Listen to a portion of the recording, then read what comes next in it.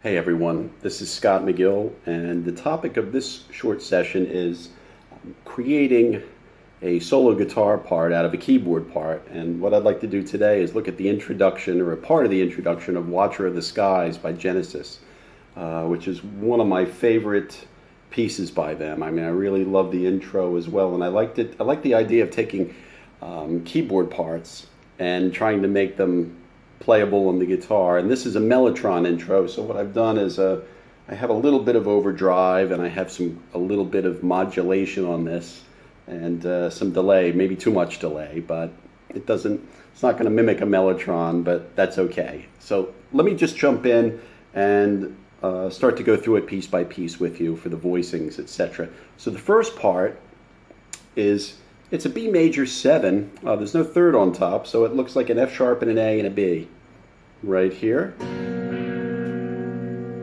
Okay, and the next chord is a D flat over a G flat. Now the important part is the melody tones.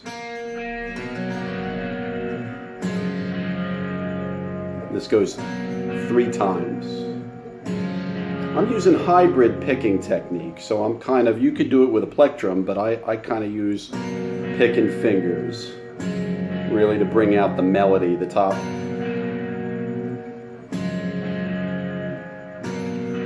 And you can see the second chord, G, D flat, G flat, D flat, F, and A flat. Now the next chord is a B flat chord in first inversion over an F, going to an F minor 7. Now that was D, F, and B flat with an F in the bass, so that's a bit of a stretch. And that's F, E flat, A flat, and C, going to a B minor 7, B flat rather, B flat minor 7, B flat, F, A flat, and D flat, to G major with a B on top, regular old bar chord. Just make sure the B is on top, C major with a C on top, closed voicing. So that phrase goes, I won't do the repeat, I'll just go right in.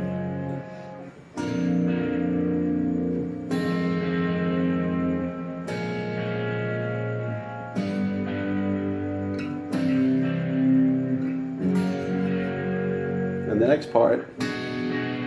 Now here, what's interesting about this is you can see how the voice leading moves very naturally. It's a B flat, or rather a B minor 6, B, D, F sharp, and G sharp. And move all 3 of these voices down 2 frets.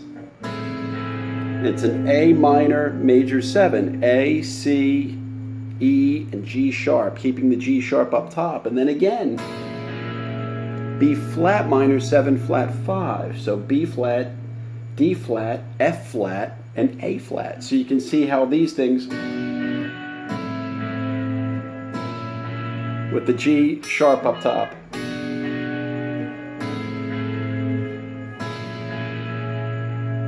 Okay. Now on the standard recording, there's octaves. There's an octave doubling, and there's an A inside, like this. In other words, it's as though there's like a B, an A, a D, an F sharp, and a G sharp, moving to the same here. You know, with the extra A flat there, and the same thing here. You know, this. So if you want to do that, just flatten your fingers to get those voicings. You know, just kind of use a finger flattening. Sometimes the third finger works well, you know, with that sort of, that kind of thing. Hear it, and then A flat minor, just straight up and down. A flat, C flat, E flat. And now a G flat major. Here's where it gets a little tricky. Keep the G flat sounding, and then the double stops happen. In other words, he moves this G flat and B flat to E and A flat, keeping these 2 notes the same. Like that. Okay? That's a little tricky. You can kind of, if you pluck it again, it kind of makes it work. the listener can sort of hear the continuity, you know. And the next one is a B flat minor, B minor rather, B, B, D, and F sharp, and then A minor over B. So that whole phrase in context.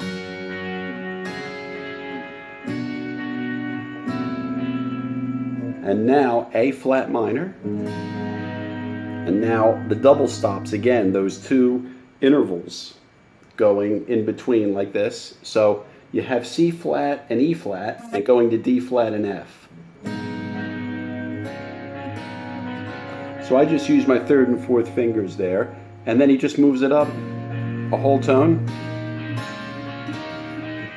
Moves it up a whole tone to C, before going, of course.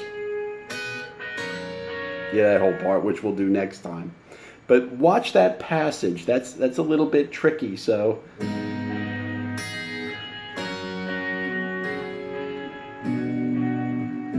sort of building. A flat minor, B flat minor, C minor,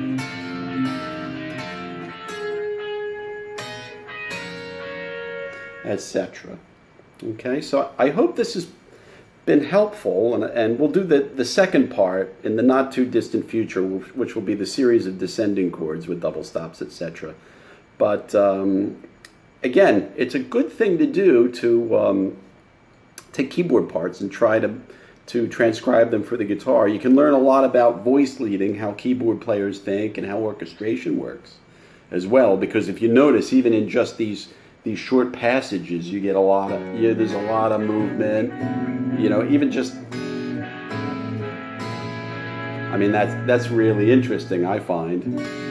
Or you could do it like this. Actually, here's another way to do it if you like, with that passage. B, A, D, and G sharp. And then just move it down. A, or you do an open A flat, C. And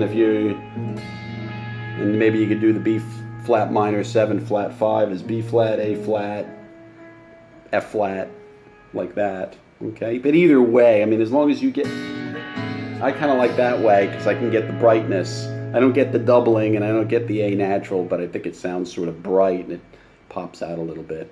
So I hope that's been helpful, and stay tuned for part 2 of Watcher of the Skies.